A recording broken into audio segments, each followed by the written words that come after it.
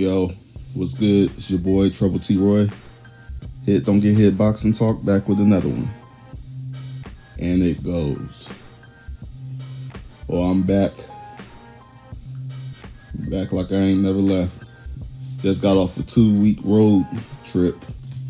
Went all the way up to Wisconsin. I started off in San Diego, California, up to La Crosse, Wisconsin, then to Indianapolis, then down to Kosciuszko, Mississippi, then to Houston, Texas, then to El Paso, Texas, then back home to San Diego, California, SoCal. What's good, y'all? So, thanking the Most High, me and my family, we drove this whole thing 2 weeks. 2 weeks. Drove and made it safe back home. Great to see everybody still on their bullshit. It's great to be home. I kind of don't want to be in San Diego, but this is home until further notice. That's another story. So just wanted to do a quick little talk over these last couple weeks of fights that I see a lot of people getting very antsy and hyped up over. One thing I'm sweating here. I got all my windows closed. It's hot in this sweat. One thing I know about any sport, but I'm not talking about just any sport. I'm talking about boxing. All boxers gonna have their haters, and all boxers are going to have the people that just don't like them for whatever reason. It could be, the way they fight. It could be, tribalism. It could be whatever little politics that people want to include in their, dislike of an athlete, in this particular situation, a boxer. Everybody's going to make up their own narratives to feed their own egos and this, that, and the other. That's if you are fanatics of certain boxers or a certain type of boxer or a certain race of a boxer. Things like that. I noticed over the last couple of weeks, people that I barely even see on Twitter, or what they want to call X now, it's still Twitter to me. People going off like crazy. Like, it's people that I don't even be seeing talking on there that often. They got hyped about the Crawford fight and Madrimov, and they got hyped about this Virgil and what's his name? I can't even say his name. I'll just say Serhii, his first name. Bohachuk. I can't say his name.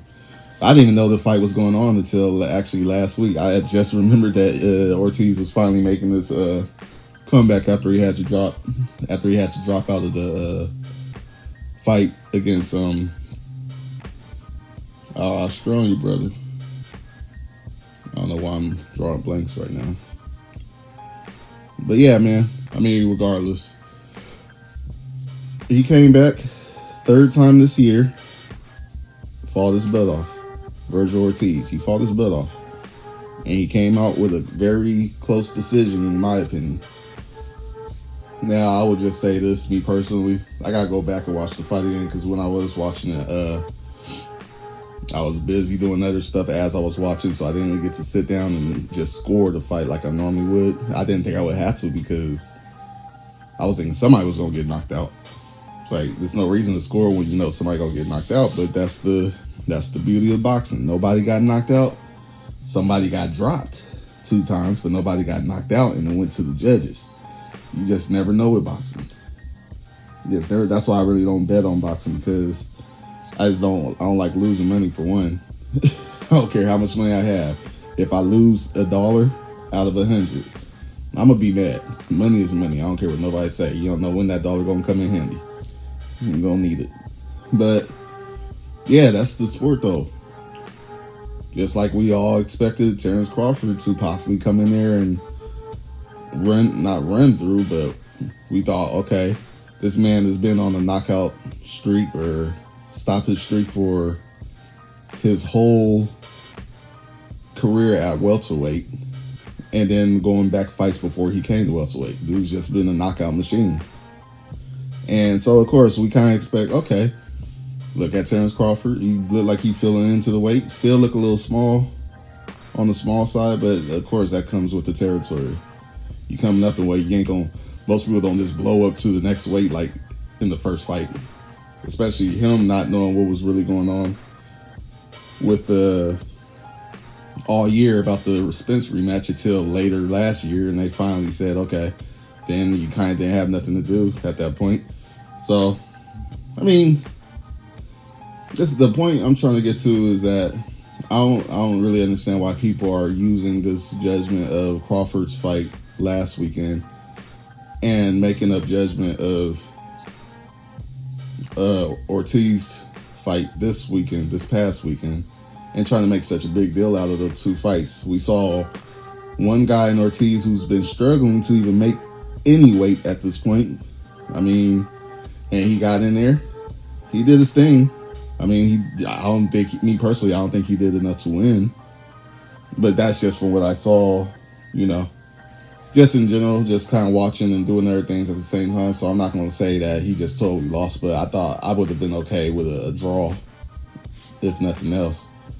But I didn't think he did enough to win where he wasn't dominating, in my opinion, from what I seen after the knockdowns. He didn't come back and just take over the fight. It was going back and forth the whole fight. So if I'm a judge, I'm looking at it like this. This man got knocked down twice early in the fight. Now, he got knocked down twice. Whenever in the fight. After you get those knockdowns, or between those knockdowns, if you're not totally dominating a fight after being knocked down twice, if you're not totally dominating, in my opinion, then that's basically, you didn't win, in my opinion. If it was back and forth after those knockdowns, which is what I saw, and it looked like Ortiz did gas out a little bit, it's just not a win, in my opinion. I'll give you a draw, at best. But, I mean, that's just me. Like I said, I'm going to watch it again. It was a great fight for what I saw. It was a great fight, very entertaining. But that's definitely what Vergil Ortiz delivers. Entertaining fights. And we saw he has to go 12 rounds to do it, but he did it. And this was a step up for him, as it was the WBC, I believe, interim belt, which sets him up for, maybe the winner of Spence and Fedor, if that fight does happen. Sets him up in a good position, And then you have Crawford on the other hand. Now, Ortiz, by the way, this was his third fight this year, so it's not like he's been inactive. I think this is probably the first time he's actually made 154 on the scale, but he ain't been inactive. Was his third fight this year, if I'm correct. And then you got Crawford, who literally fought last year in a few days. So he been going on 36. I don't know if he's 36 going on 37, or I think he just turned 36 not too long ago, something like that. But he an older dude coming back off of a year loss of a year of inactivity, and coming up in weight for his first fight at 154. And once again, like I said, yes, it's Crawford, though. We believe that he could just stop anybody, blah, blah. I mean, that's what we wanted to see, but we didn't get that. But Crawford was dominant from the start of the fight, in my opinion. I mean, I may have given Madrimov, I think I keep saying his name wrong, maybe 2 rounds out of the whole fight. Maybe 2. That's another fight. I gotta go back and watch it again, because it was the same situation. I actually was unpacking my stuff. I got home that same night, so I just had a little time. Got to watch that fight before, and I think the fight before that. I got to watch. I didn't get to watch that. That was really. But yeah, I got to watch a couple of fights after I got home, and that was one of the fights that I was watching, but I was also putting stuff away and cleaning up, so I didn't get to just sit right in front of the TV and just, watch like I normally would. So again, another fight that I had to go back and watch, but from what I did see, for most of that fight, the majority of that fight, I saw Crawford being the more dominant in the fight.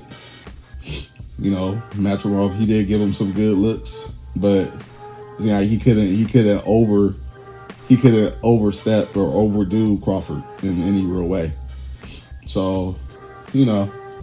And now what I see people doing, especially like the Canelo fans and stuff, they're trying to downplay, imagine him off like he was nobody and he was, you know. It's like they do. It's this thing. Ortiz looks human. Ain't like this is the first time he's been knocked down, but he gets back up and he fights his ass off. He looks human. He gets knocked down twice, gets back up.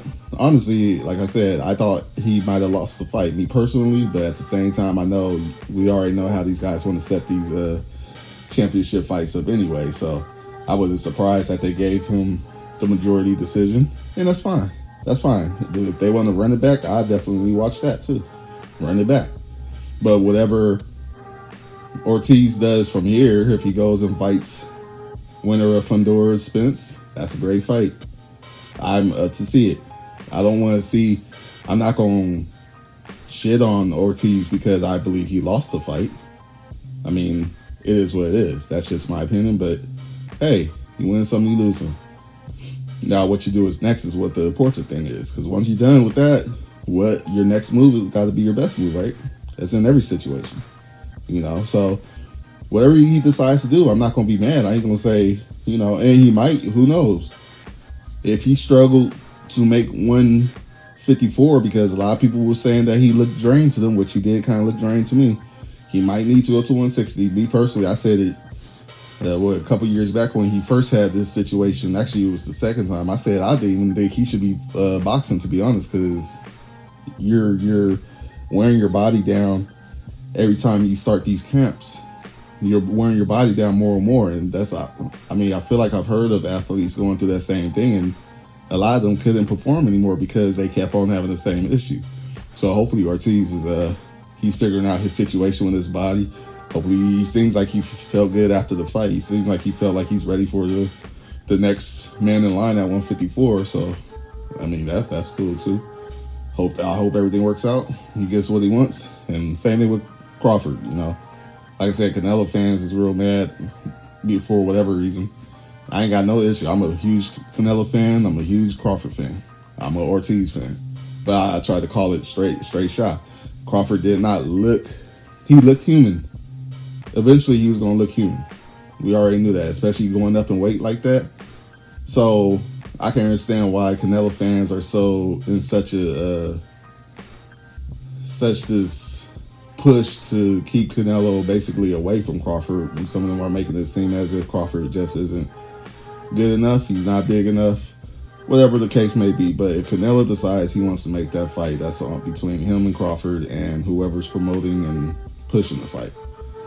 I hear more opinions from the so-called fans than I hear from the actual fighters. So it's the fans that's really dramatizing the whole situation. Whereas, I mean, Canelo, okay, he's saying what he's saying is like that. Crawford saying what he's saying is like that. Turkey saying what he's saying is like that. It's like, okay, I'm sitting here. I'm one of those guys. I don't really care what people have to say about how they feel, because how you feel isn't the facts. How you feel doesn't get the fights made. So if you feel like Crawford doesn't deserve the Canelo fight because of the way that he performed, or you felt like he underperformed, it's like you can feel that way if you want. But once again, Crawford, first time at 154. And he's not a big dude, so it's not like sitting here acting like he's some other people that we know should have been moved up years ago and stuff like that. You know, first time at 154, first time fighting in over a year. You know, and not due to his own decisions, but due to contractual shit that he had no control of. So it's not like people try to make it saying, oh, well, he ain't fought in a year. You know, that's his fault. It's like, no, it's not his fault, because he was supposed to fight. You know who, again, and you know who held out on the fight until last minute and finally said no. So, you know, but like I said, Crawford didn't look his best, but I don't think that's really anything to look down on. You know what I'm saying? Just like I don't think Virgil Ortiz, he definitely didn't look his best, but this is what happens when you continue to go up in competition. I still think Virgil's going to be that dude. I don't think he's unbeatable. I don't think Crawford is unbeatable either. But I do trust what I see, and hopefully what I see is right. And I've been right a few good times over the last few years about some big fights. So it's like, but I've been wrong as well, and that's fine. That's part of the sport. So that's how I look at it at this point. It was good to see two more good weekends of fights, man. That's all I really cared about. I didn't, like I said, I got to go back and watch a lot of stuff in the last couple of weeks because I didn't get to sit down and actually watch. But even still, it makes for good talk. It makes for good debates. It makes for good just seeing what people got to say online so I can get on there and talk shit to them. But lead with facts, because I always try to lead with facts before I say anything. Excuse me. But yeah, man. Anyways, we back up in this mug. Y'all go ahead. Send me some comments. Like, comment, share, subscribe, and all that good shit. It's your boy Trouble T Roy. Hit Don't Get Hit Boxing Talk. Hopefully y'all can hear me clear, because I keep moving, doing other stuff.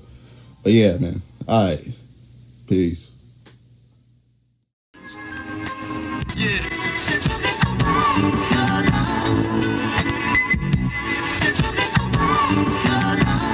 We have something special for you.